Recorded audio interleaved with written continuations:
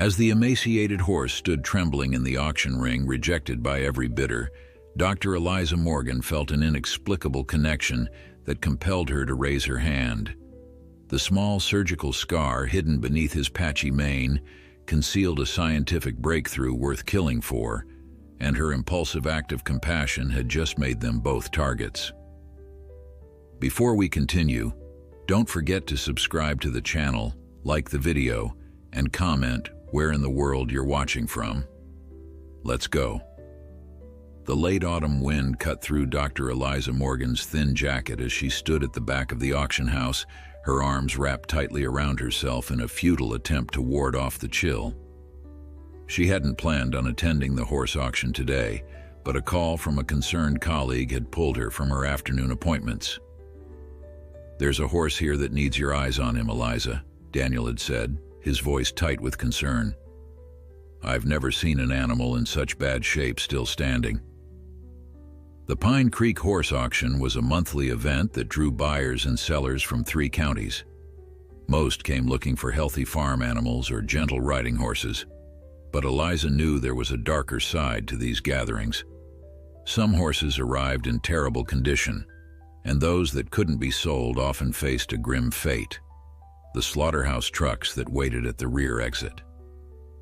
As the chief veterinarian at Blue Ridge Animal Sanctuary, Eliza had seen more than her share of animal suffering in her 15 years of practice.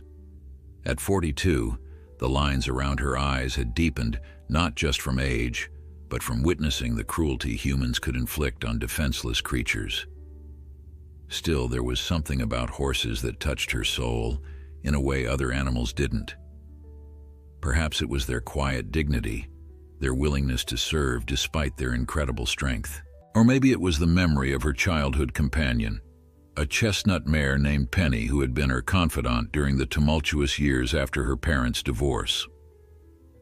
The auctioneer's rapid-fire chatter echoed through the metal building as Eliza made her way along the back stalls where new arrivals were kept. The smell of hay, manure, and fear hung in the air, a scent unique to animal auctions that Eliza had never grown accustomed to. She nodded to a few familiar faces, other rescuers and veterinarians who, like her, tried to save what animals they could from these places. "Eliza, over here." Daniel waved from the end of the row, his tall frame easy to spot above the crowd. As she approached, his expression grew grim. "He's in the last stall. Owner claims he's 8 years old, but with his condition, it's hard to tell." When she reached the stall, Eliza had to stifle a gasp. Inside stood what could barely be called a horse anymore, more like a skeleton with dull, patchy hair stretched over it. The animal's hip bones jutted sharply against his skin, and his spine created a ridge along his back that shouldn't have been visible. His head hung low, as if the effort to hold it up was too much to bear. But what struck Eliza most were his eyes, large, dark pools that still held a spark of awareness, of life.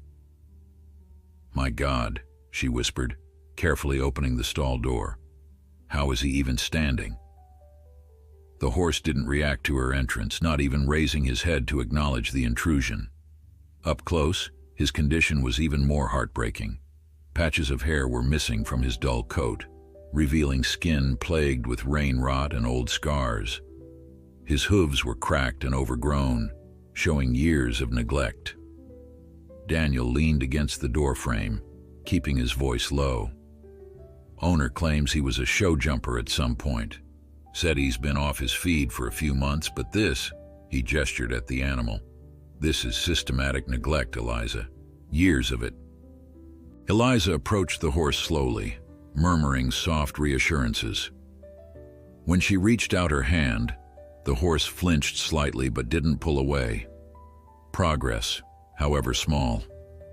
She gently ran her fingers along his neck, feeling every rib, every vertebra that should have been covered by healthy muscle and fat. "Hey there, big guy," she whispered. "What's your story, huh?" The horse's ear twitched toward her voice, another small sign that somewhere inside this broken body, a spirit still resided. "What's his name?" Eliza asked, not taking her eyes off the animal. Daniel checked a crumpled paper in his hand. Papers say Midnight Star, but he doesn't respond to it. Probably another lie from the owner. When does he go up for auction? In about 20 minutes. Lot 37. Daniel's tone made it clear what he thought would happen. No one would bid on a horse in this condition. Not for riding, not for farm work, not even for breeding. His fate was sealed the moment he arrived at this place. Eliza continued her gentle examination, finding more evidence of mistreatment. A partially healed gash on his hindquarter, signs of pressure sores from being kept in too small a space, and what felt like an old fracture in his left front leg that had healed poorly. Despite all this, the horse leaned slightly into her touch, as if starved for kindness as much as for food. Something about his quiet endurance tugged at Eliza's heart. "I can't let him go to slaughter, Daniel," she said. "Decision already made. The sanctuary is over capacity, but I'll take him myself if I have to." Daniel sighed, knowing that look in his colleague's eyes. "Eliza, be realistic. The resources it would take to rehabilitate him, if he can even be rehabilitated, could save 5 other horses in better shape." "Maybe." She stroked the horse's muzzle, feeling his warm breath against her palm. "But something tells me this one deserves a chance." The auction for Lot 37 was brief and painful to watch. The horse was led into the ring, his movements stiff and labored. The auctioneer, usually animated and enthusiastic, seemed uncomfortable as he struggled to find positive attributes to highlight. 8-year-old gelding, previously trained for jumping. Needs some TLC but could make a comeback with the right care. His voice lacked conviction, and the silence in the room was deafening. "Can we start the bidding at 300? The auctioneer looked around hopefully. Not a single hand went up. "All right, 200? Still nothing. $100 to start?" After an uncomfortable pause, he sighed. "If there are no bids, this animal will be moved to the holding pen for the meat buyer." Eliza raised her hand. "I'll give you $100. A few heads turned to look at her, expressions ranging from pity to confusion. The auctioneer, relieved to have any bid at all, quickly moved to close the sale. "Sold to the lady in the back for $100. As Eliza signed the paperwork, the previous owner approached, a heavy-set man with a permanent scowl etched on his weathered face. "You're wasting your money, lady," he said. "That horse is finished. Should have been put down a year ago." Eliza met his gaze coolly. "Then why didn't you do that instead of starving him? Would have been more merciful." The man's face reddened. "I didn't." "Save it," she cut him off. "I've seen enough to know what happened. Just tell me one thing, what's his real name? He doesn't respond to Midnight Star." The man hesitated, then shrugged. "Called him Phantom. Not that it matters now." Eliza watched him walk away, fighting the urge to say more. It wouldn't help the horse now. Instead, she turned her attention to arranging transport for her new charge. Daniel had already called in a favor with a friend who owned a horse trailer. "You know this is crazy, right?" Daniel said as they waited. "Your farm isn't set up for rehabilitation cases." "I'll make it work," Eliza replied, her gaze fixed on Phantom, who stood motionless in the holding area. "There's something about him, Daniel. I can't explain it, but I need to try."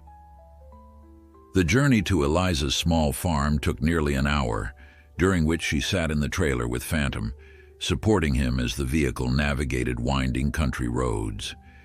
The horse remained standing, which Eliza took as a good sign. Many in his condition would have collapsed from the stress of transport alone.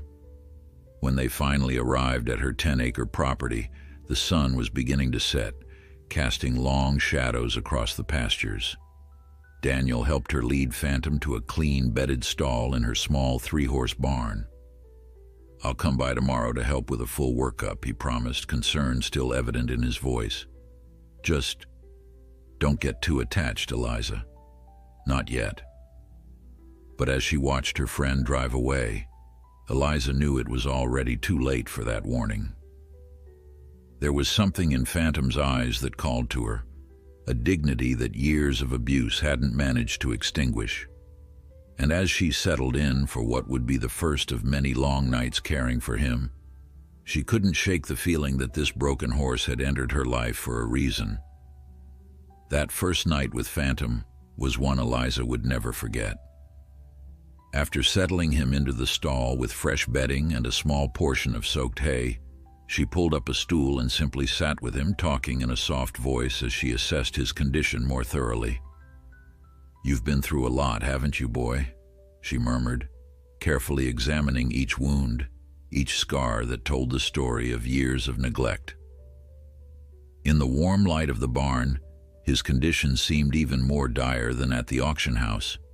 His coat, what remained of it, was a dull brownish gray, though Eliza suspected it might have once been a deep, rich bay. Underneath the grime and malnutrition, there were hints of what must have been a magnificent animal. As a veterinarian, Eliza had seen enough cases to know that rehabilitating Phantom would be a monumental task. She would need to reintroduce proper nutrition gradually. Too much food too quickly could cause deadly colic or laminitis in a starved horse. His hooves would need immediate attention, and the old injury to his left leg would require X-rays to assess. Even if everything went perfectly, there was no guarantee he would survive. Yet as she looked into his eyes, something told her that this horse wasn't ready to give up. Despite everything, there was still a quiet strength there, a resilience that defied logic. "We're going to take this one day at a time," she told him, gently stroking his neck. "No pressure, no expectations, just getting better, okay?" To her surprise, Phantom lowered his head slightly, as if in acknowledgement of her words. It was a small gesture, barely noticeable, but to Eliza it felt significant. The first real interaction they'd had. That night she slept on a cot in the tack room, setting her alarm to wake her every few hours to check on Phantom. Each time, she found him standing in the same position, as if he lacked the energy even to lie down. By morning, her back ached from the uncomfortable cot, and her eyes burned from lack of sleep. But seeing Phantom still standing gave her hope. Daniel arrived shortly after dawn, carrying his veterinary kit and a concerned expression. "How did he do overnight?" he asked, hanging his jacket on a hook by the door. "About as well as could be expected," Eliza replied, leading him to Phantom's stall. "He's been drinking, took a little of the soaked hay, but hasn't lain down that I've seen." Daniel's examination was thorough and gentle, but Phantom flinched at his touch, something he hadn't done with Eliza. "He seems to trust you already," Daniel noted, his eyebrows raised. "That's unusual for a horse that's been through trauma." "Maybe he knows I'm trying to help," Eliza suggested, though she too was surprised by the horse's apparent preference for her. Most abused animals were wary of all humans, at least initially. The examination confirmed what Eliza had already suspected: severe malnutrition, parasites, dental issues, and the poorly healed fracture in his left foreleg. But there was more. "Look at this," Daniel said, pointing to a small mark on Phantom's shoulder, barely visible under his patchy coat. "That's a freeze brand. It's been deliberately obscured, but I can make out part of it."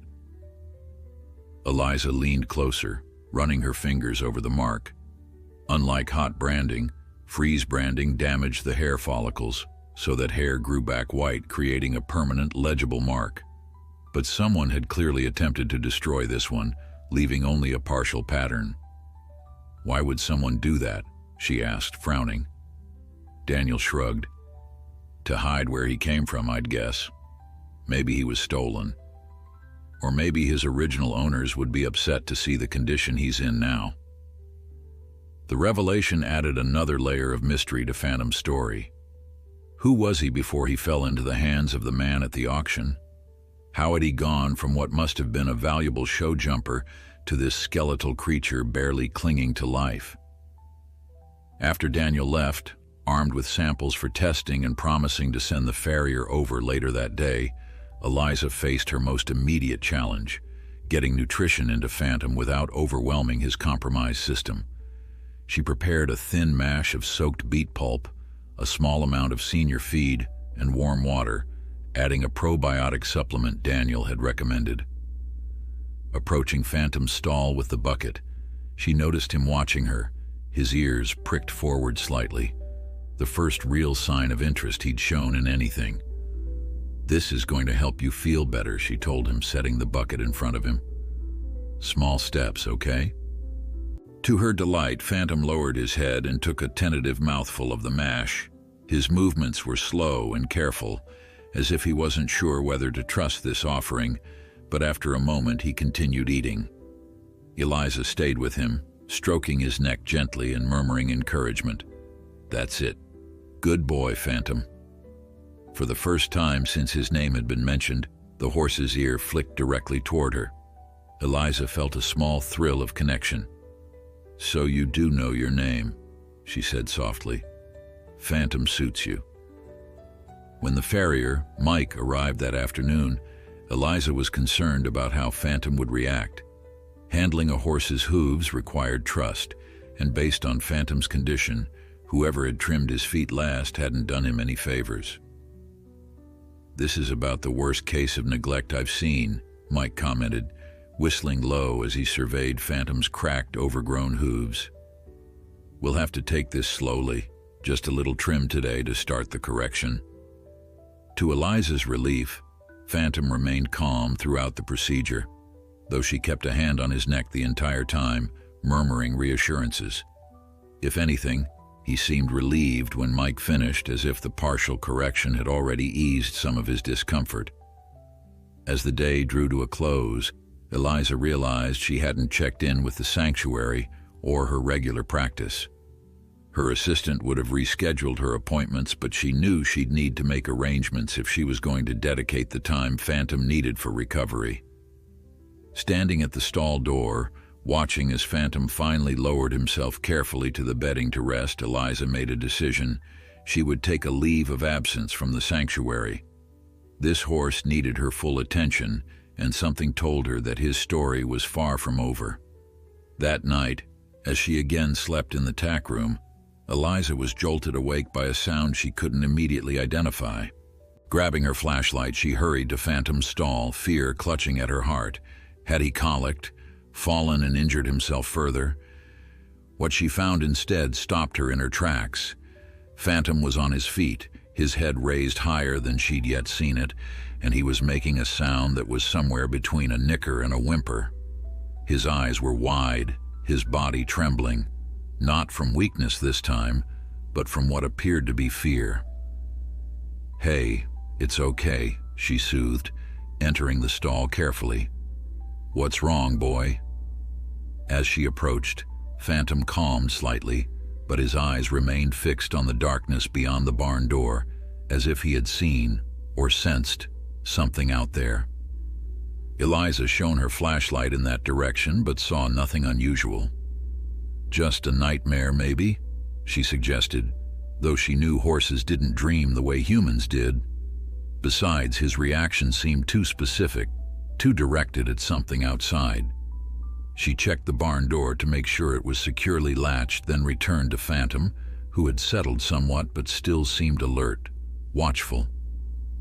As she stroked his neck, she noticed something she had missed in her earlier examinations, a small, strangely shaped scar at the base of his mane, partially hidden by what little hair remained there. Running her finger over it gently, Eliza frowned. It wasn't a typical injury scar or a brand. If anything, it resembled a surgical scar, she murmured, confused. "What happened to you, Phantom?" The horse turned his head to look at her, his dark eyes reflecting the beam of her flashlight, and Eliza couldn't shake the feeling that he was trying to tell her something important about his past that might explain why he had ended up at that auction house, unwanted and unrecognizable from the majestic animal he must once have been. The next 2 weeks were a delicate balancing act for Eliza. Phantom's condition required constant monitoring. His diet needed to be carefully managed, increasing calories gradually while ensuring his compromised digestive system wasn't overwhelmed. Each small victory felt monumental. The first time he finished an entire bucket of feed, the morning she found him lying down peacefully rather than standing from exhaustion, the day his dull eyes began to show a hint of their former brightness. Daniel visited regularly, bringing medications and supplements and monitoring Phantom's blood work for signs of improvement. His protein levels are coming up, he noted on his latest visit, reviewing the lab results. And the parasite load is decreasing. You're doing incredible work, Eliza. But Eliza knew it wasn't just her efforts. Phantom himself seemed determined to survive. Unlike many rescue cases she'd treated, he cooperated with every procedure, every treatment, as if he understood they were helping him. That strange connection she'd felt from the beginning only grew stronger with each passing day. "I still can't believe how he responds to you," Daniel remarked, watching as Phantom lowered his head to allow Eliza to check the mysterious surgical scar she'd discovered. "It's like he knows you specifically." Eliza smiled, gently parting the sparse hairs around the scar. "I've been thinking about this mark," she said, changing the subject. "It's definitely surgical, and it's precise, not something done in a barn or field. Someone performed a professional procedure on him." Daniel leaned closer to examine it. "You're right. Could be from anything. A tumor removal, drainage of an abscess." He paused. "Or something more sophisticated." "Like what?" He shrugged. "Some high-end show barns implant microchips in valuable horses. It's not common, but for a horse worth enough money it might be worth the expense." Eliza's pulse quickened. "A microchip could tell us who he really is." "Maybe," Daniel cautioned, "if it's still functional after all this time, and if whoever placed it registered it properly." That afternoon, after Daniel left, promising to bring a universal scanner on his next visit, Eliza took Phantom for his first short walk outside the barn. His movements were still stiff, his left foreleg clearly causing him discomfort, but he seemed to relish the fresh air and sunshine. As they slowly circled the small paddock, Eliza noticed how he kept his head up, nostrils flared, taking in every scent, every sound. "Taking it all in, aren't you?" she said, smiling at his obvious interest in the world beyond his stall. "Don't worry, we'll build up to longer walks. Get those muscles working again." Phantom turned his head to look at her, and Eliza was struck again by the intelligence in his gaze. Sometimes it felt as if he understood not just her tone, but her actual words. As the sun began to dip toward the horizon, casting long shadows across the paddock, Eliza heard the crunch of tires on her gravel driveway. She wasn't expecting visitors, and her rural property rarely received unexpected ones. Tethering Phantom to a fence post where he could continue to enjoy the fresh air, she walked around the barn to see who had arrived. A sleek black SUV with tinted windows had pulled up beside her weathered pickup truck, looking distinctly out of place in her humble surroundings. As she approached, the driver's door opened and a man stepped out, tall, impeccably dressed in what even Eliza's untrained eye could tell was an expensive suit, with salt and pepper hair and the confident bearing of someone accustomed to authority. "Dr. Morgan?" he called, his voice carrying a slight accent she couldn't immediately place. "Dr. Eliza Morgan?" "Yes, that's me," she answered cautiously, aware of her mud-splattered boots and hair hastily tied back in a messy ponytail. "Can I help you?" The man smiled, but it didn't quite reach his eyes. "I hope so. My name is Alexander Blackwood. I understand you recently acquired a horse from the Pine Creek auction." Eliza's guard went up immediately. How would this stranger know about Phantom? "I did," she said non-committally. "May I ask why you're interested?" "Of course." Blackwood reached into his jacket and pulled out a business card, extending it toward her. I represent Blackwood Equestrian, a breeding and training facility in Lexington. We've been tracking down several horses that were lost to us in recent years. Based on the description I received, the animal you purchased might be one of ours. Eliza took the card, noting the embossed gold logo of a rearing horse. Lost to you? I don't understand. Blackwood's expression hardened slightly. Stolen, Dr. Morgan. We had several valuable animals stolen about 3 years ago in a coordinated theft. We've been trying to recover them ever since. Eliza glanced back toward the paddock where Phantom was still tethered, thankfully out of sight from the driveway. Something about this man's story didn't sit right with her, though she couldn't pinpoint exactly what. The horse I purchased was in terrible condition, she said carefully. Starved, neglected, with untreated injuries.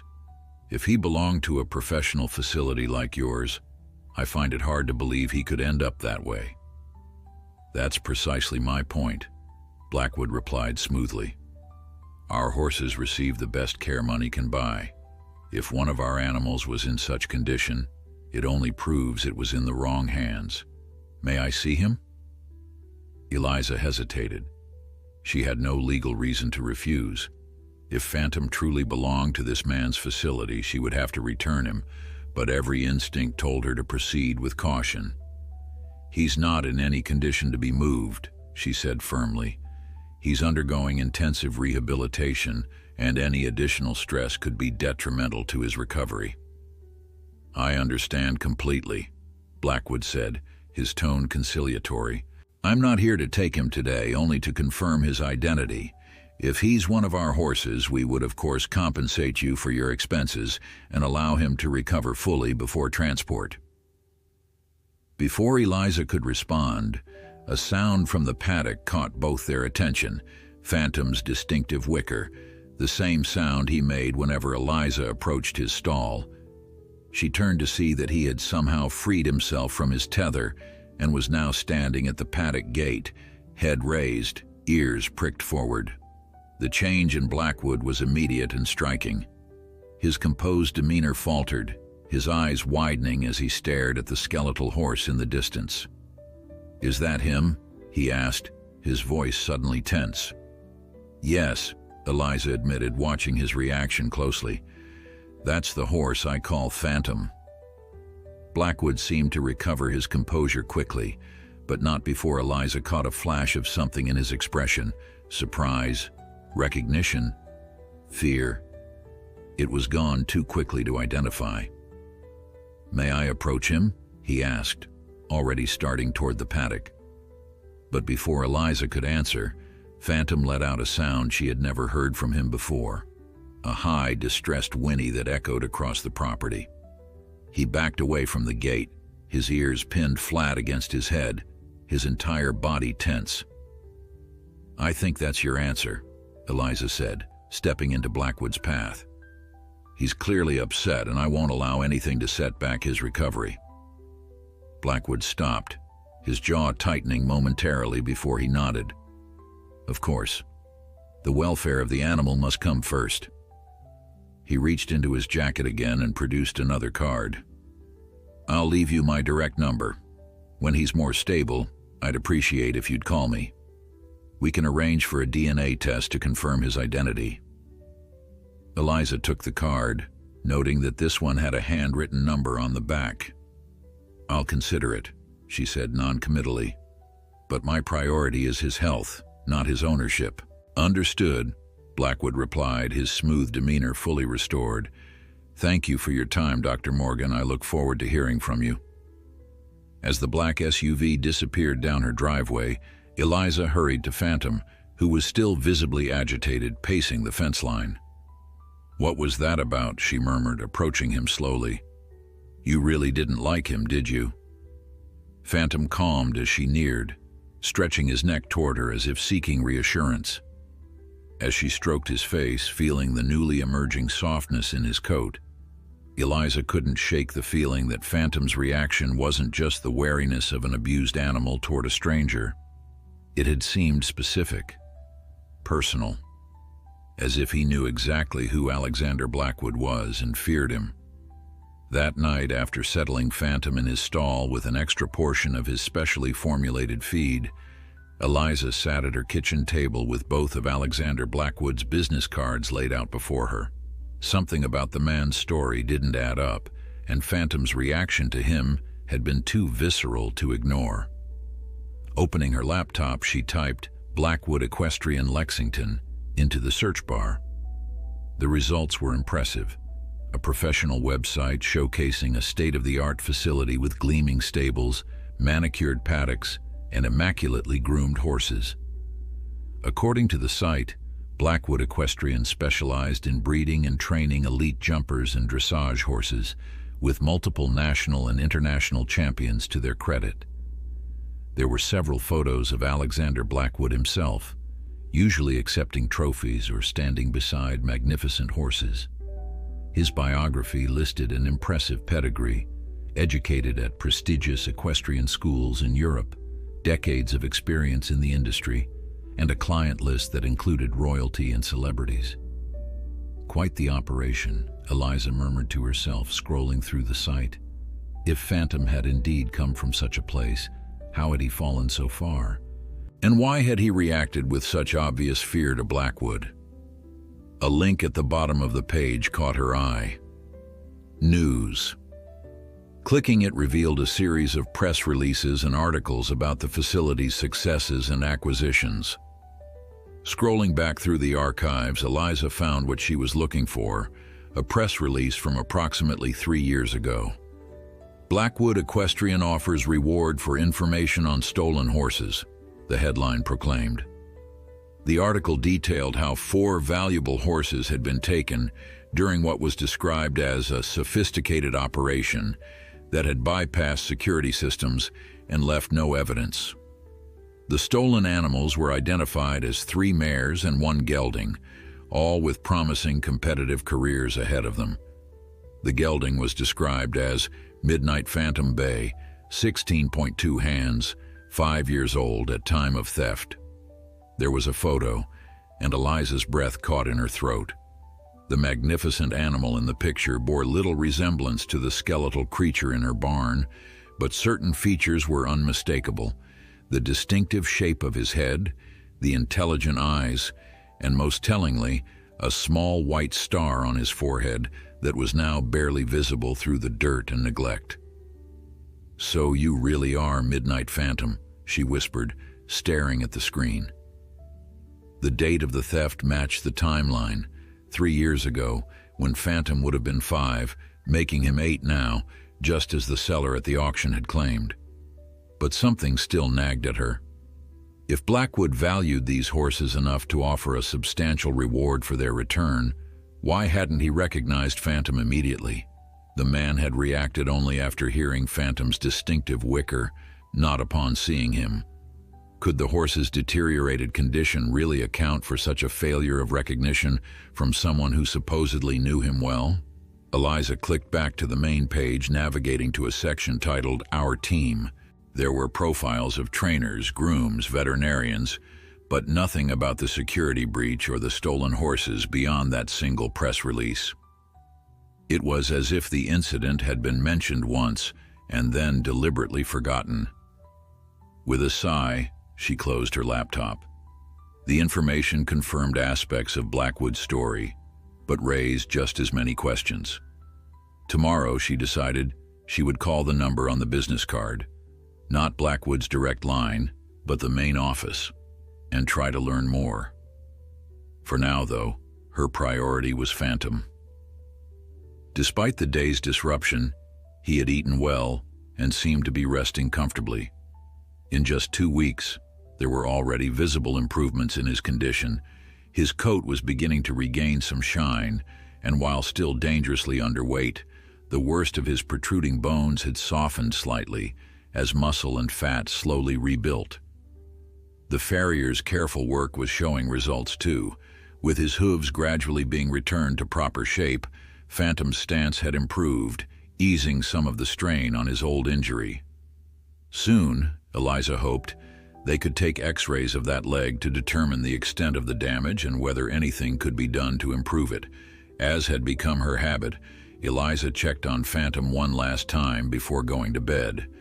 Peering into his stall, she found him standing quietly, his eyes half closed in what appeared to be contentment, a stark contrast to the tense, fearful animal she had brought home from the auction. "We'll figure this out," she promised him softly. "Whatever happened to you, whoever you really belong to, I won't let anyone hurt you again." Phantom's ear flicked toward her voice, and he turned his head to look at her, his expression so trusting that Eliza felt her heart constrict. In just 2 short weeks, this horse had come to mean more to her than she had expected. The thought of returning him to Blackwood, or anyone, was increasingly difficult to contemplate.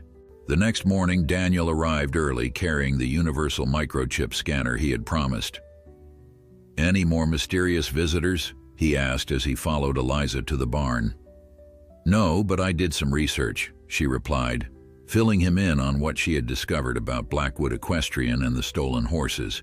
Daniel whistled low. "Sounds legitimate enough. But you're right. Something doesn't add up. Let's see if this scanner gives us any answers." Phantom stood quietly as Daniel passed the handheld device over his neck near the surgical scar. For a moment nothing happened, and Eliza felt a mix of disappointment and relief. Then the scanner emitted a sharp beep, and a series of numbers appeared on its small screen. "Got it," Daniel said triumphantly. "Now we can trace his registration." The process took less than an hour. Daniel made a call to a central registry service, provided the microchip number, and was given the information linked to it. "Well?" Eliza asked anxiously when he hung up. Daniel's expression was troubled. "The chip is registered to Blackwood Equestrian, all right. But here's where it gets strange. According to their records, the horse linked to this chip died 2 years ago." "Died?" Eliza echoed, stunned. "That's impossible. Unless someone falsified the record," Daniel finished her thought. "But why would they report a valuable stolen horse as dead?" The question hung in the air between them, neither having an answer. Phantom, seemingly oblivious to the mystery surrounding him, nuzzled at Eliza's pocket where she kept treats for him. "There's something else," Daniel said, his voice dropping lower. "The registry mentioned that before this notification of death there was a flag on the file." "What kind of flag?" Daniel hesitated. "A veterinary alert.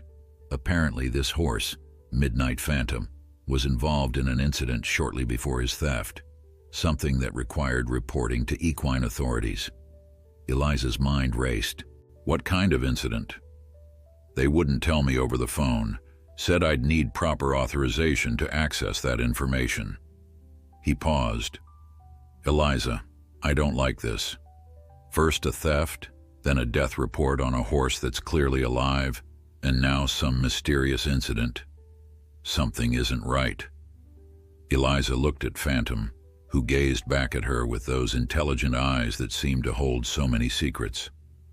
What had happened to him in the years between his life as a prized show jumper and his arrival at that auction house? And why would someone falsely report his death? "I need to know more," she said finally. "About Blackwood, about the incident, about everything." "Be careful," Daniel warned. "If there's something illegal going on, you don't want to get caught in the middle of it." But Eliza had already made up her mind. Phantom had come into her life for a reason, and she wouldn't rest until she uncovered the truth about his past, even if that truth was darker than she imagined. As if sensing her determination, Phantom pressed his head against her shoulder in a gesture that felt like solidarity. Together, they would face whatever came next, whatever secrets the past held. What neither of them knew was how dangerous those secrets would prove to be. 3 days after discovering the mysterious death report, Eliza made the 2-hour drive to Lexington, Kentucky. She had told herself it was necessary research, a chance to learn more about Blackwood Equestrian in person. perhaps to speak with former employees who might shed light on what had happened to Phantom. But deep down, she knew her motivation was more personal. She had become invested in this horse's story, in his well-being, in a way that went beyond professional concern. She had left Phantom in Daniel's care, knowing her friend would monitor him carefully. The horse had been visibly distressed when she'd said goodbye that morning, following her to the gate and watching intently as she drove away. His awareness, his apparent understanding of human interactions continued to surprise her. Blackwood Equestrian was even more impressive in person than it had appeared on the website.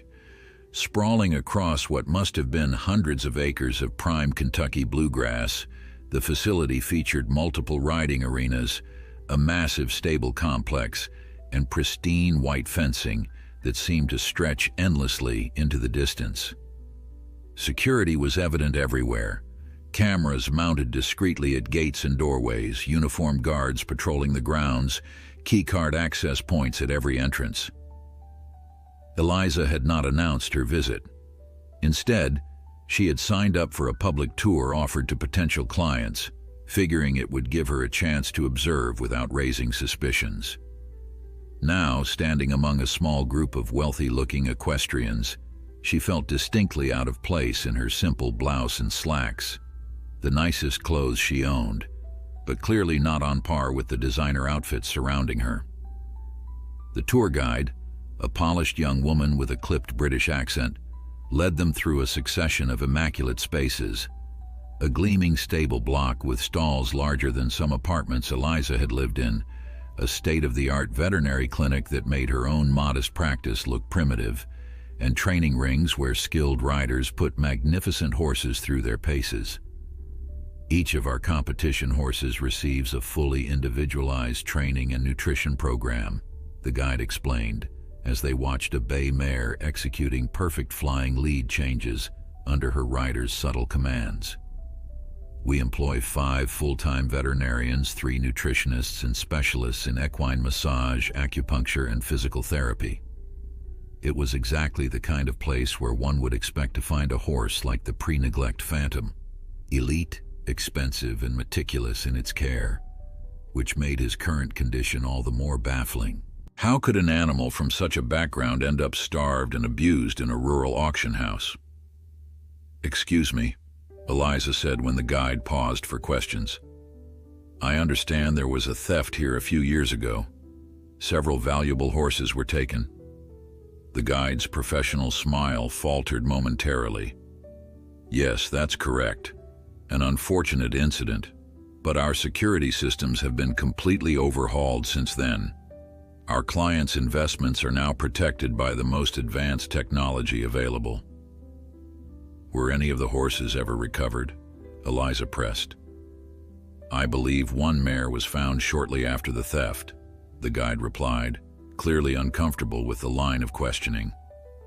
"But perhaps management could better address those specific questions.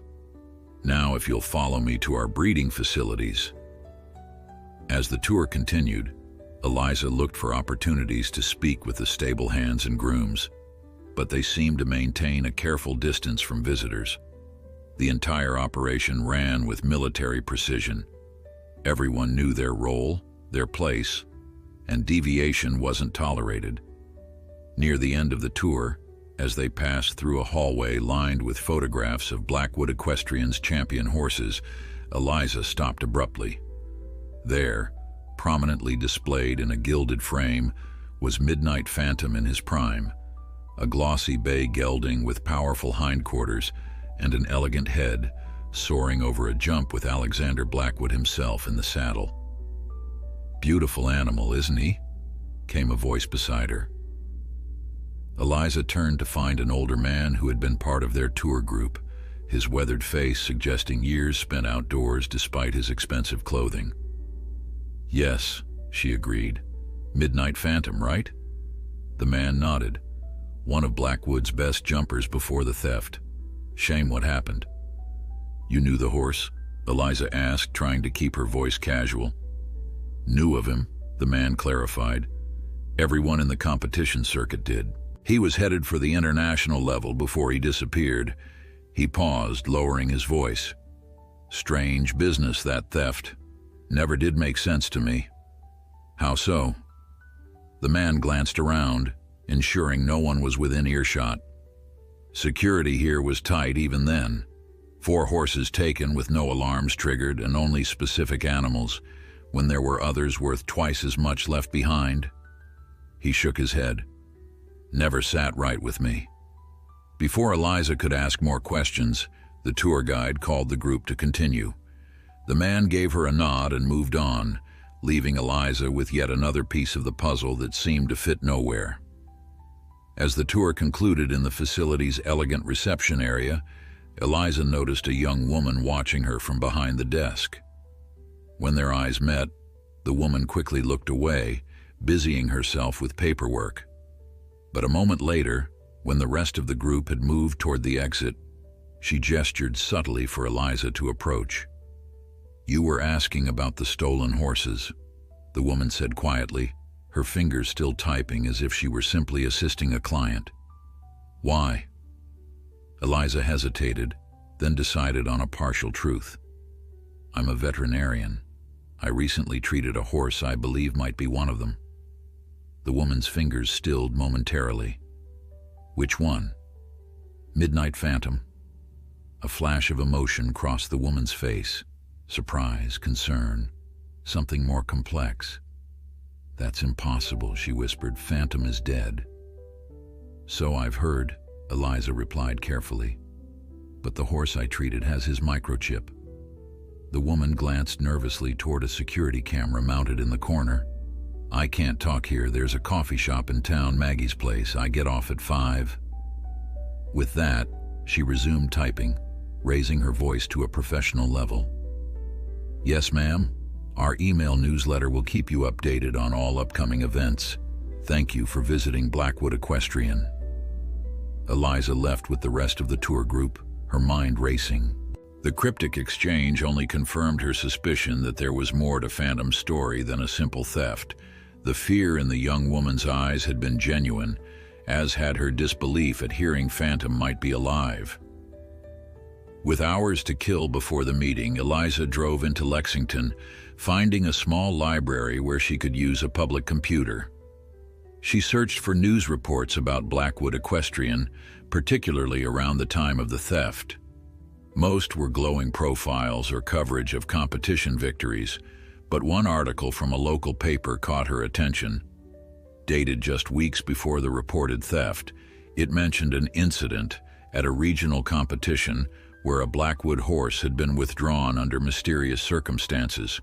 The article was frustratingly vague, citing confidential sources who suggested some form of ethical violation had occurred. The horse's name wasn't specified, but the timing aligned with what Daniel had learned about the flag on Phantom's veterinary record. Could this be the incident that required reporting to equine authorities?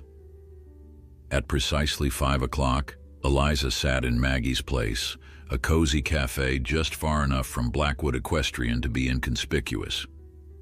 She had chosen a table in the back corner, allowing her to see the door while remaining partially hidden from view.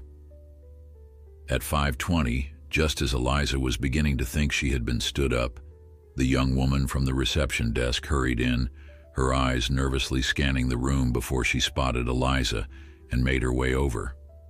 "I'm Emma," she said, sliding into the seat opposite Eliza. "And if what you're saying about Phantom is true, you're in a lot more danger than you realize." Emma's hands trembled slightly as she wrapped them around the mug of coffee Eliza had ordered for her. She was younger than Eliza had initially thought, probably in her mid-20s, with the watchful eyes of someone who had seen too much. "I worked in the stables at Blackwood for 3 years, she began quietly, glancing over her shoulder despite the cafe's relative privacy. "Started as a groom, then became assistant to the head trainer. I only moved to reception 6 months ago." "So you knew Midnight Phantom?" Eliza prompted gently. Emma nodded, her expression softening momentarily. "Everyone adored him. He was special, intelligent, eager to please, with natural talent for jumping that you rarely see. Mr. Blackwood had enormous plans for him. "What happened?" Eliza asked. "What was the incident before the theft?" Emma's eyes widened. "You know about that?" She took a deep breath, lowering her voice further. "It was at the Wellington Classic. Phantom had just completed a nearly perfect round. He was going to take first place, no question. But one of the judges noticed something during his final approach." She paused, taking a sip of coffee to steady herself. Blood in his mouth, not much, just a trickle.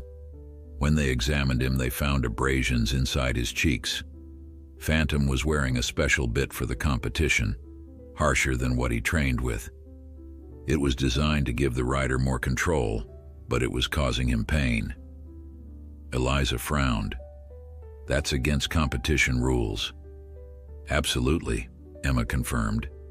"It's considered horse abuse." The judge filed an official complaint. There was going to be an investigation which could have resulted in suspensions, fines, possibly even criminal charges. "Against who? The rider?" Emma shook her head. "Against Blackwood himself. He was riding Phantom that day, and he's the one who insisted on the special bit. The trainer had objected. I heard the argument myself, but Blackwood overruled him." The pieces were starting to come together. So Blackwood was facing serious consequences, and then, conveniently, Phantom and 3 other horses were stolen. "Exactly," Emma said. With no horse to examine, the investigation stalled. Everyone focused on the theft instead of the abuse allegations. She hesitated, then added, "But there's more to it. Something most people don't know." Eliza leaned forward. "Tell me." Phantom wasn't just Blackwood's competition horse. He was also part of another enterprise. Emma's voice had dropped to barely above a whisper. "Blackwood has a side business, supplying horses to private research facilities." "Research?" Eliza repeated, confused. "What kind of research?" "Medical, mostly. Experimental drugs, surgical techniques, biological compounds, the kind of work that requires large animals but faces strict regulations on how those animals are acquired and treated." Eliza felt a chill run down her spine. "Are you saying Blackwood was selling horses for experimentation? His own horses?" Emma shook her head. "Not all of them. Just the ones that disappointed him in some way. Horses that didn't perform as expected or developed problems that made them less valuable for competition." She swallowed hard. After the incident at Wellington, Phantom became a liability. Blackwood couldn't sell him openly. Too many people knew him, and the pending investigation would have raised questions. So he arranged the theft. But why take 3 other horses at the same time? "Cover," Emma replied simply. A single valuable horse disappearing right after an abuse allegation would look suspicious. Multiple horses made it seem like a genuine theft. The other 3 were sold to legitimate buyers in Europe, with falsified papers, of course. "And Phantom?" Emma's eyes filled with tears. "He was supposed to go to a research facility in North Carolina, a place that was doing some kind of experimental surgical work. They were particularly interested in horses with Phantom's build and cardiovascular capacity." Eliza thought of the surgical scar on Phantom's neck. So that's what happened to him. He was experimented on. "I don't know for certain," Emma admitted. "About a year after the theft, I overheard Blackwood on the phone with someone from the facility. They were arguing about payment. Apparently, Phantom had failed to meet the requirements for whatever they were doing. The researcher wanted a refund or a replacement horse." "Failed to meet requirements," Eliza repeated. "What does that mean?" "I don't know exactly. But a week later, Blackwood filed the death report with the registry. I assumed..." Emma's voice broke. "I assumed they had euthanized him after he didn't work out for their research. I never thought I'd hear his name again." Eliza sat back, processing this flood of information. It explained so much: Phantom's condition, his fear of Blackwood, the mysterious surgical scar, the false death report. But it also raised new questions. If they didn't euthanize him, how did he end up at that auction house? Emma shook her head. I have no idea. Maybe the facility sold him to recoup their costs, or maybe he escaped somehow. She reached across the table, grasping Eliza's hand. But listen to me. If Blackwood knows Phantom is alive, he won't stop until he gets him back. Not because he wants the horse, but because Phantom is evidence. Evidence of abuse, of illegal sales, of everything Blackwood has worked to hide. Blackwood already knows, Eliza said grimly. He showed up at my farm 3 days ago claiming Phantom was stolen from him. Emma's face paled. Then you're already in his crosshairs. Blackwood doesn't leave loose ends ever. He's protected by powerful people, has connections everywhere. The theft report, the death certificate, they're all part of a paper trail designed to cover his tracks. I can't just give Phantom back to him, Eliza said firmly. Not after what you've told me. I'm not suggesting you do, Emma replied, but you need to be careful. Very careful. She glanced at her watch and stood abruptly. I need to go. I've already said too much. Wait. Eliza grabbed a napkin and scribbled her phone number on it. If you think of anything else, or if you're ever in trouble, call me, please. Emma hesitated, then took the napkin and tucked it into her pocket. Check your car before you drive home, she advised in a low voice, and watch for vehicles following you. Blackwood has people, ex-military types who handle his security.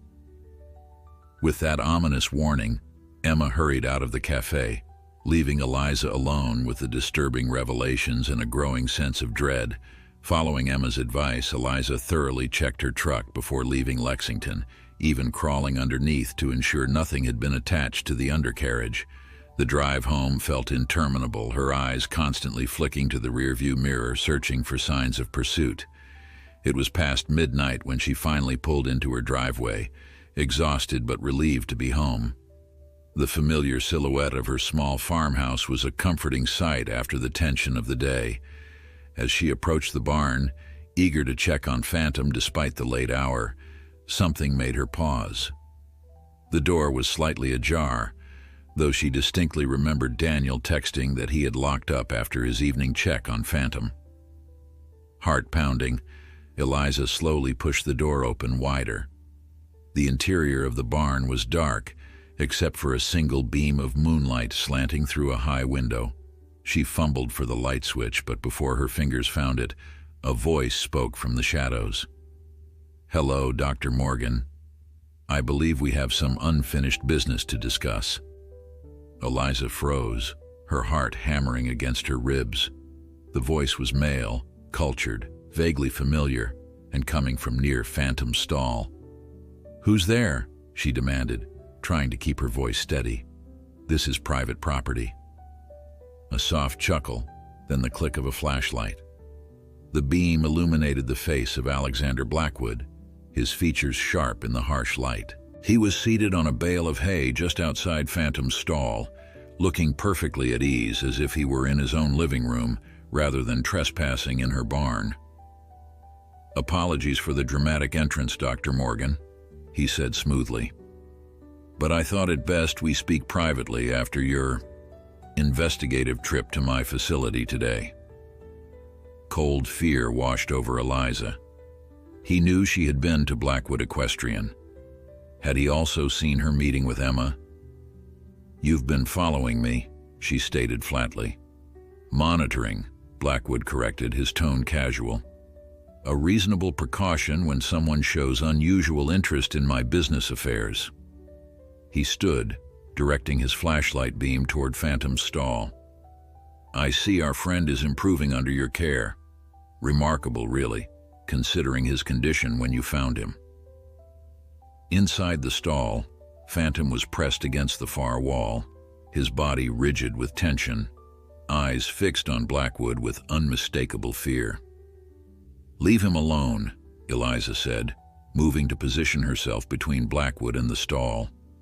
"Whatever you want, it has nothing to do with him anymore." Blackwood's smile never reached his eyes.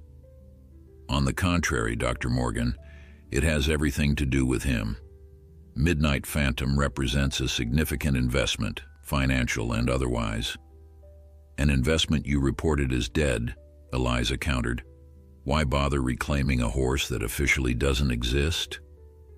A flicker of surprise crossed Blackwood's face before his composure returned.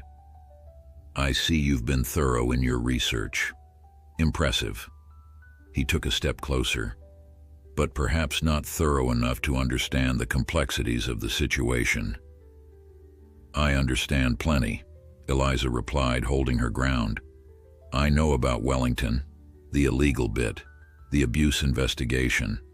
I know Phantom was never stolen. You sold him to a research facility to avoid the consequences of your actions." Blackwood's expression hardened. "You've been misinformed, whatever your sources told you." "My sources include the microchip in his neck," Eliza interrupted, "and the surgical scar that suggests exactly what kind of research he was subjected to." For a moment, Blackwood seemed genuinely taken aback. Then he laughed, a cold sound that echoed in the quiet barn. "You have no idea what you're talking about, Dr. Morgan, none whatsoever." "Then enlighten me," she challenged. "Explain why this horse reacts to you with terror. Explain the starvation, the neglect, the evidence of prolonged abuse." "I'm not responsible for what happened after he left my possession," Blackwood said dismissively. "The research facility had certain protocols that weren't aligned with my standards of care. When I learned the extent of their methods, I terminated our relationship." "After you'd already profited from selling him," Eliza noted bitterly. Blackwood shrugged, the gesture elegant even in its callousness. "Business is business, Dr. Morgan. Not all ventures succeed as planned." Behind her, Phantom made a low, distressed sound. Without turning away from Blackwood, Eliza reached back, her hand finding the horse's muzzle. He pressed against her palm, seeking comfort. "What do you want?" Eliza asked directly. "Why are you here?" "To offer you a solution," Blackwood replied. "A generous one, I might add." He reached into his jacket pocket and withdrew an envelope. $50,000 cash, in exchange for the horse and your discretion regarding any theories you might have developed about his history. The amount was staggering, enough to expand her practice, pay off her student loans, secure her financial future. But Eliza didn't hesitate. "He's not for sale." Blackwood's smile tightened. "Everyone has a price, Dr. Morgan. Name yours." "There isn't one," she said firmly. "Phantom stays with me where he's safe." "Safe," Blackwood repeated, his tone mocking. "You think you can protect him? From what exactly?" "From you," Eliza stated bluntly. "From whatever you really want him for. It's not about ownership or investment recovery. If it were, you'd have reported him as recovered when you found him, claimed insurance, done things legally. But you can't do that because officially, Midnight Phantom is dead." A dangerous glint appeared in Blackwood's eyes. "You're making assumptions based on incomplete information, Doctor. Dangerous assumptions." "Then complete the information," Eliza challenged. "Tell me what really happened. Why does a supposedly dead horse matter so much to you?" For a moment it seemed Blackwood might actually answer. Instead, he slipped the envelope back into his pocket and moved toward the barn door. "I'll give you 3 days to reconsider my offer," he said over his shoulder.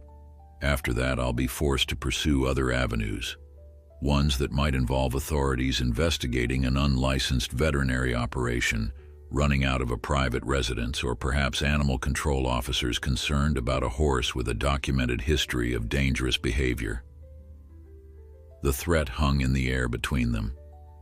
"Phantom has never shown dangerous behavior," Eliza protested. Records can say many things, Dr. Morgan, Blackwood replied with chilling indifference, especially when supported by witness statements and expert testimonials. He paused at the doorway. 3 days. Choose wisely. After he left, Eliza sank to her knees, the adrenaline that had sustained her through the confrontation draining away. Her hands were shaking, and tears of frustration burned behind her eyes. Phantom, sensing her distress, nudged her shoulder gently with his muzzle. The simple gesture of comfort from an animal who had known so little kindness himself broke the dam holding back her emotions. Eliza wrapped her arms around his neck, burying her face in his mane, which was growing back in soft patches. "I won't let him take you," she whispered fiercely. "I promise." In the quiet aftermath, as Eliza strengthened security around her small farm, installing new locks, setting up motion-activated lights, and arranging for Daniel and other friends to take shifts watching the property, she tried to make sense of Blackwood's visit. His offer had been substantial, far more than a horse in Phantom's condition would be worth, even accounting for his value as a potential competition horse if he recovered fully. The sum was excessive, and his reaction when she mentioned the surgical scar had been telling, surprise followed by evasion. There was more to this story than Blackwood was revealing, something beyond an abuse investigation or illegal sales to research facilities. Something about Phantom himself. On the 3rd day of Blackwood's ultimatum, as Eliza watched Phantom trotting freely in the paddock, his movement stronger, his coat beginning to gleam in the sunlight, her phone rang. The number was unfamiliar. "Dr. Morgan." Emma's voice was breathless, frightened. "They know I talked to you. I've been fired, and they're watching my apartment. But I found something about Phantom's time at the research facility, records that didn't get destroyed." "Where are you?" Eliza asked urgently. "Driving south on I-75, Emma replied. "I'll be at your place in about an hour. Don't tell anyone I'm coming." The call ended abruptly. Eliza stared at her phone, a sense of foreboding settling over her.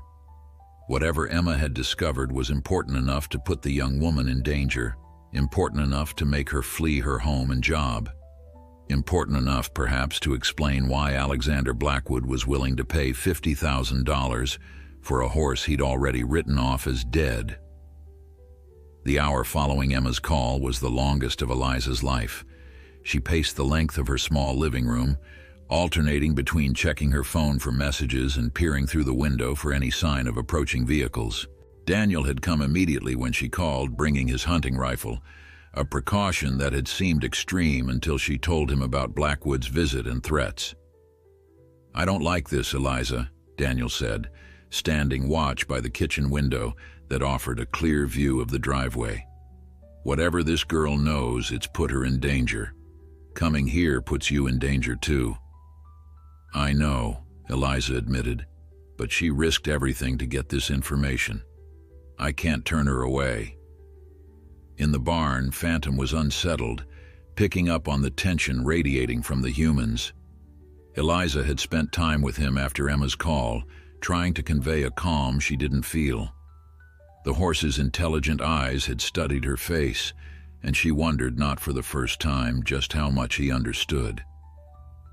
The crunch of tires on gravel announced a vehicle approaching. Daniel raised his rifle slightly, and Eliza moved to the door, her heart pounding. A small blue sedan pulled up hastily, and Emma emerged, clutching a backpack to her chest. Her hair was disheveled, her eyes red-rimmed from crying or exhaustion, maybe both. Eliza hurried out to meet her. "Thank God," Emma breathed as Eliza led her inside. "I wasn't sure if I was followed. I took back roads, switched directions a few times." Once inside, Emma sank into a kitchen chair, her hands still gripping the backpack. She looked up at Daniel with suspicion. "It's okay," Eliza assured her. "This is Dr. Daniel Hayes, my colleague and friend. He's here to help." Emma nodded, then unzipped the backpack with trembling fingers. I didn't have much time, she explained, pulling out a disorganized stack of papers. When Blackwood fired me, he had security escort me out immediately, but I'd already hidden these in my locker weeks ago, after I first overheard him talking about the research facility shutting down. Shutting down, Eliza repeated. 3 months ago. Apparently they lost their funding after some ethical review board got involved. I didn't know the details until... She spread the papers on the table, organizing them with nervous efficiency. Until I found these. The documents were a mixture of formal reports, emails, and what appeared to be research notes, many bearing the letterhead of something called Genesis Biotherapeutics. Emma pointed to a specific email chain. This is correspondence between Dr. Leon Mercer, the lead researcher at Genesis, and Blackwood. It references a specific project involving Phantom. They call him Subject EQ7 here, but the microchip number matches. Eliza scanned the emails, her medical training allowing her to decipher the technical language. They were using him for some kind of gene therapy experiment. Emma nodded grimly. Genesis was developing biological compounds for human medical applications, cancer treatments mostly, but they needed large animal models to test delivery methods. She pulled out another document. This is the project summary. As Eliza read, her blood ran cold. Genesis had been developing a revolutionary approach to cancer treatment, a virus-based delivery system for genetically engineered cells that could identify and destroy malignant tumors. The treatment showed enormous promise, but there was a critical problem: how to limit the engineered cells to targeting only cancer, not healthy tissue. They were using horses because their cardiovascular systems are similar enough to humans to provide meaningful data, Emma explained, but different enough that any escaped engineered cells wouldn't pose a risk of human infection if they got out of the lab. So Phantom was just a test subject? Daniel asked, looking over Eliza's shoulder at the papers. At first, yes, Emma said, but then something unexpected happened. She handed Eliza a clinical report. This details the results from Phantom's treatment cycle. Eliza read quickly, her medical knowledge helping her navigate the dense scientific text. It says the engineered cells successfully integrated with his system, but instead of simply delivering the therapeutic compounds as intended, they merged with his native cells. That can't be right. It's not just right, it's what makes Phantom so valuable, Emma said quietly. The engineered cells were designed to target and destroy cancer cells by identifying specific genetic markers. But in Phantom, they did something unprecedented. They created a symbiotic relationship with his healthy cells, enhancing them. Enhancing how? Daniel asked. Increased efficiency in oxygen transport, accelerated healing, enhanced cellular durability. Emma pointed to a section of the report. In the simplest terms, they accidentally created what the researchers called a biological breakthrough, a living organism with cells that could theoretically resist cancer and regenerate damaged tissue at rates far beyond normal capabilities. Eliza felt dizzy with the implications. That's why Blackwood wants him back, not because he's evidence of abuse or illegal sales, but because his body contains a potentially revolutionary medical technology. Exactly, Emma confirmed. Genesis was shut down when a whistleblower reported their methods to the NIH. Their research was seized, but their most valuable asset, Phantom himself, was missing. How did he end up at the auction? Daniel wondered. Emma shook her head. I don't know for certain, but according to these notes, there was a period when Phantom was housed at a satellite facility during a routine inspection of the main lab. There was an incident, a power failure that compromised the security system. Several test animals escaped, including Phantom. And instead of reporting it, they covered it up, Eliza surmised. Claimed the experiment had failed, that Phantom was no longer valuable to them. While Blackwood reported him dead to tie up loose ends, Emma added, "Until you found him, everyone thought he was gone for good." Eliza sat back, overwhelmed by the revelation. The horse in her barn wasn't just a neglected show jumper. He was a living medical breakthrough, carrying within him technology that could be worth millions, maybe billions. "This is why Blackwood offered $50,000, she said slowly. "He's worth exponentially more than that to the right pharmaceutical company." "Or government entity," Daniel added grimly. "This kind of biotechnology would have military applications too." Eliza stood abruptly. "I need to see him." She hurried to the barn, Emma and Daniel following close behind. When they entered, Phantom was waiting, head raised, ears pricked forward. His eyes, once dull with pain and exhaustion, now shone with awareness and intelligence that seemed almost heightened. "He knows," Eliza whispered, approaching the stall.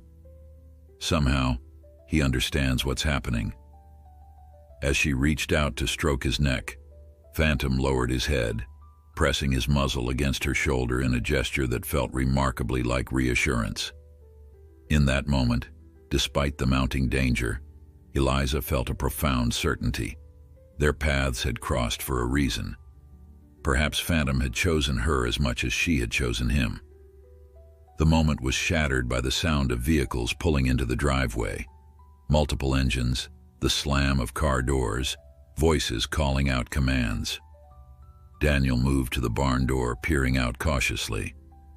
"3 black SUVs, he reported, his voice tight. "At least 6 men. They're armed, Eliza, and they're surrounding the house." Through the open door, they heard a familiar voice issuing orders. Alexander Blackwood, his cultured tone carrying clearly in the evening air. "Secure the perimeter. No one enters or leaves. Remember, we need the horse alive and unharmed. The others are expendable." Expendable. The word hung in the air, chilling in its casual dismissal of human life. Eliza exchanged glances with Daniel and Emma, seeing her own fear reflected in their eyes. They had minutes, perhaps seconds, before Blackwood's men reached the barn. "Back door," Eliza whispered urgently. "There's a small exit behind the feed room. We can get Phantom out that way." Daniel nodded grimly. "I'll buy you some time." He checked his rifle, the determination in his stance making it clear he understood the risk he was taking. "Daniel, no," Eliza began, but he cut her off. "I'm not planning to shoot anyone, Eliza. Just create a distraction." He gripped her shoulder briefly. "Get Phantom out of here, and yourself. Go." There was no time for extended goodbyes. Eliza grabbed Phantom's halter from a hook on the wall and approached his stall. The horse was already alert, body tense, but he didn't shy away as she slipped the halter over his head. "We need to move quickly and quietly," she murmured to him. "I know you're scared, but I need you to trust me now more than ever." To her amazement, Phantom seemed to understand. He followed her with uncharacteristic calm as she led him through the main stable area toward the feed room. Emma gathered the scattered documents, stuffing them hastily back into her backpack. "What's the plan once we get him out?" she whispered, falling into step behind Eliza. "There's a trail through the woods behind the property," Eliza replied, carefully navigating Phantom around stored equipment. "It leads to the old Matthews farm. They're away for the season, but I have a key to their barn. We can hide him there until I figure out our next move." The feed room was cramped, filled with bags of grain and supplements, but the small door at the back offered their only chance of escape. Eliza could hear voices moving closer to the main barn entrance. Blackwood's men following their orders with military precision. "Go," Daniel urged from his position near the front. "I'll hold them off as long as I can." Eliza hesitated, torn between the urgency of escape and concern for her friend. "Daniel, I've called for backup," he assured her. "Sheriff Tanner is on his way. Just go." With a nod of gratitude, Eliza pushed open the back door and guided Phantom through. Emma following close behind. The evening air was cool against her skin as they emerged into the shadow of the barn.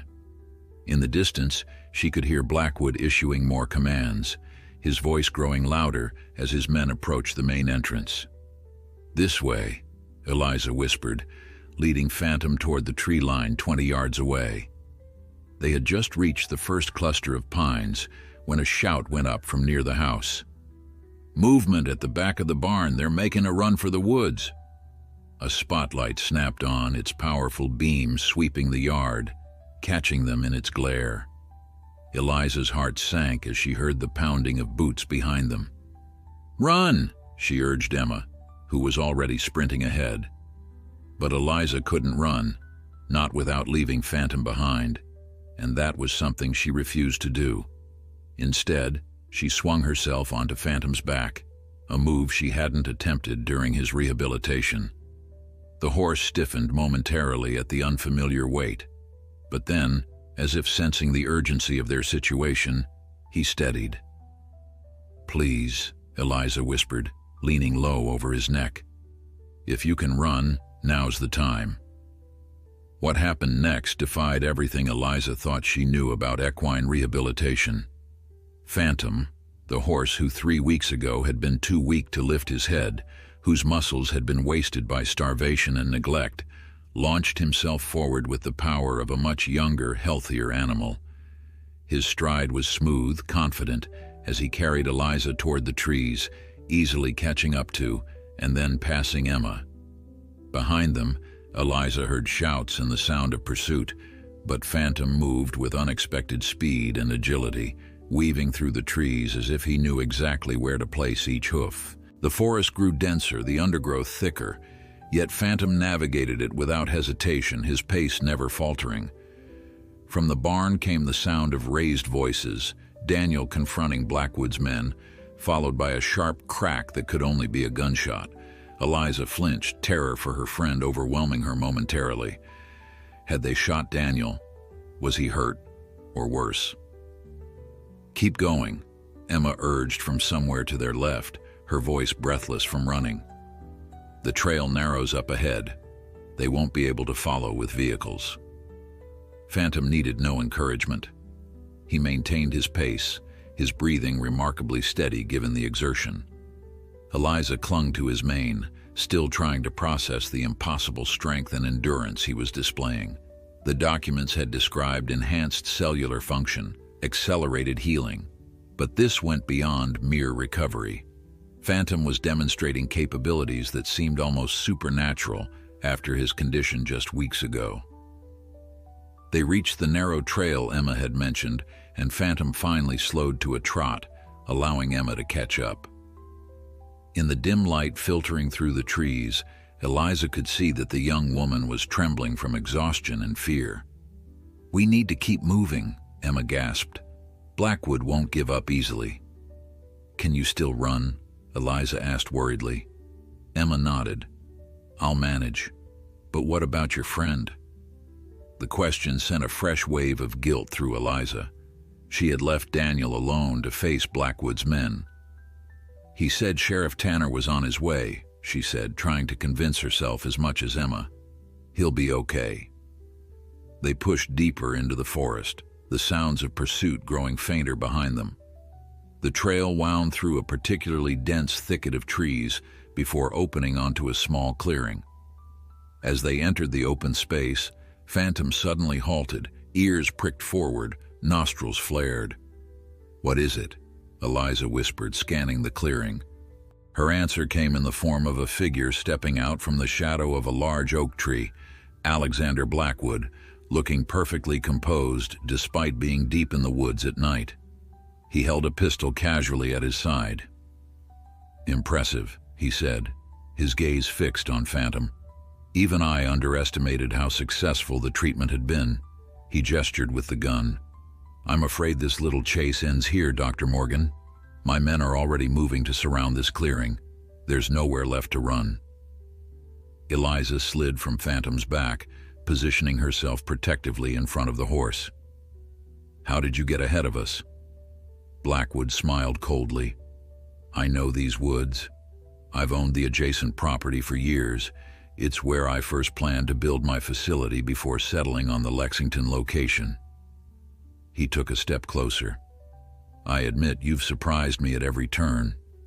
Finding Phantom at that auction, investigating his past, even discovering the truth about Genesis, that was all very impressive. Not impressive enough, apparently, Eliza replied bitterly. On the contrary, Blackwood said, you've proven remarkably resourceful, which is why I'm offering you a choice that I didn't intend to make. He paused. Join us, Dr. Morgan. With your veterinary expertise and obvious connection to the horse, you could be an asset to the next phase of research. Eliza stared at him in disbelief. You want me to help you experiment on him, after everything you've done? Blackwood shrugged. I'm a pragmatist, and you clearly care about the animal's welfare. Wouldn't you rather be involved, ensuring he's treated as humanely as possible than wondering what's happening to him? Before Eliza could respond, the crack of branches announced the arrival of Blackwood's men. They emerged from the trees, forming a loose circle around the clearing, weapons raised. Emma edged closer to Eliza, her face pale in the moonlight. Time to make your decision, Dr. Morgan, Blackwood said calmly. Come with us willingly, or my men will take the horse by force. Either way, Phantom returns to the facility tonight. Time seemed to slow as Eliza stood in that moonlit clearing, the weight of Blackwood's ultimatum pressing down on her. Behind her, Phantom's warmth radiated against her back, his breath soft against her hair. The horse who had suffered so much, who had somehow found his way to her, who trusted her despite all the reasons he had to fear humans. He's not your property, Eliza said, her voice stronger than she felt. He's not a test subject or a commodity. He's a living being who's already endured more than any creature should have to. Blackwood's expression hardened. Noble sentiments, Dr. Morgan, but ultimately irrelevant. Midnight Phantom represents a medical breakthrough that could save millions of lives. Your personal attachment doesn't outweigh that potential. And what about the methods? Emma interjected, her voice shaking but determined. What about the illegal experimentation, the falsified records, the abuse? Does the end justify all of that? History is written by the victors, Ms. Chen, Blackwood replied coldly. When our research leads to cures for cancer, Alzheimer's, perhaps even aging itself, no one will question the path that led there. He gestured to his men. Secure the horse.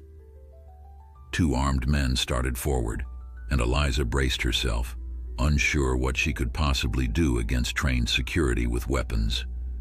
But before they reached her, a sound cut through the night, the distinct wail of police sirens, growing louder by the second. Blackwood's composure faltered for the first time. What is this? As if in answer, multiple flashlight beams appeared at the edges of the clearing, accompanied by authoritative voices. This is Sheriff Tanner. Everyone stay where you are. Drop your weapons. The forest erupted with activity as county deputies and state police officers emerged from the trees, weapons drawn. Blackwood's men froze, caught between their employer's orders and the overwhelming law enforcement presence. Lower your weapons, the sheriff repeated. Now. One by one, Blackwood's security team complied, placing their guns on the ground. Only Blackwood himself hesitated, his jaw working as he assessed the situation. This changes nothing, he said to Eliza, his voice low. I have connections. In government, in law enforcement. This will be nothing more than a temporary inconvenience. I wouldn't count on that, came a familiar voice. Daniel stepped into the clearing, accompanied by a man in a dark suit who bore the unmistakable demeanor of federal law enforcement. Despite a bandage on his arm where a bullet had apparently grazed him, Daniel looked triumphant. The suited man stepped forward, producing identification. Alexander Blackwood, I'm Special Agent Rossi with the FBI. We have a warrant for your arrest on charges of animal cruelty, fraud, illegal human experimentation, and a host of other violations that will take considerable time to list in full. Blackwood's face went ashen. "This is absurd. You have no proof." "Actually," Daniel interrupted, "we have quite a lot. Emma wasn't the only one who kept records." He nodded toward the young woman. "She contacted me 3 days ago after Eliza's visit to your facility. We've been working with the FBI's investigation ever since." Eliza turned to Emma in shock. "You knew Daniel?" Emma nodded, a tentative smile breaking through her fear. "Not personally, but I found his name in your clinic's records when I was researching you.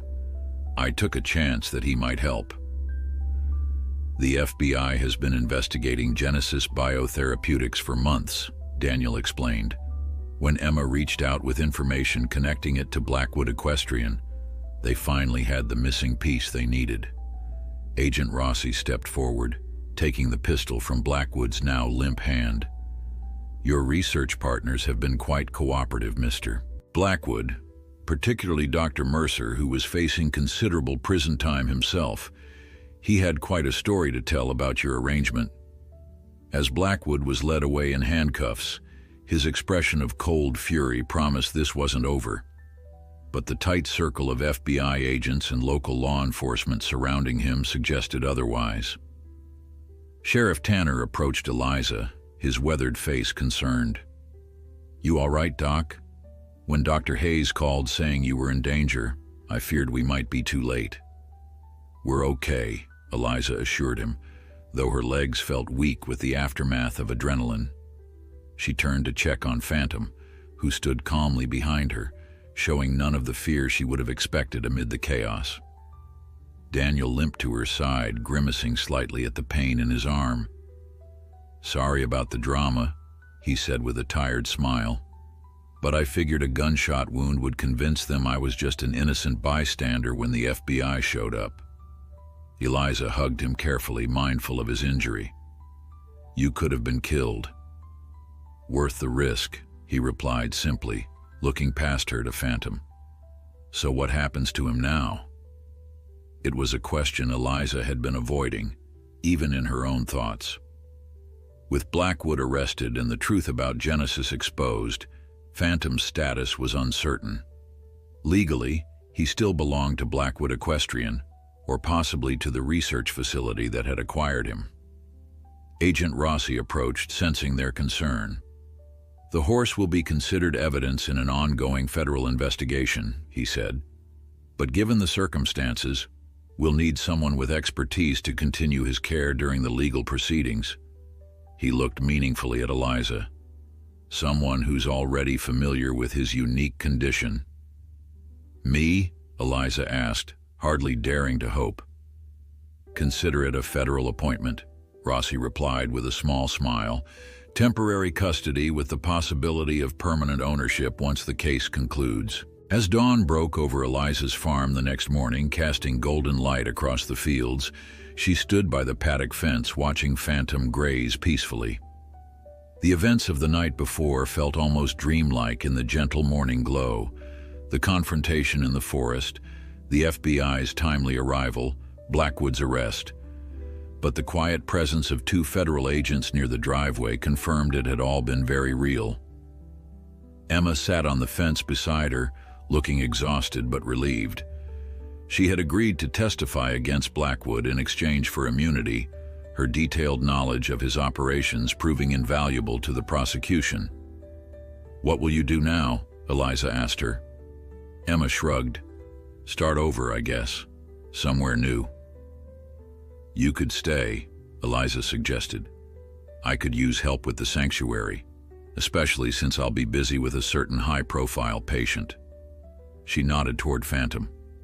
A hesitant smile crossed Emma's face. "I'd like that."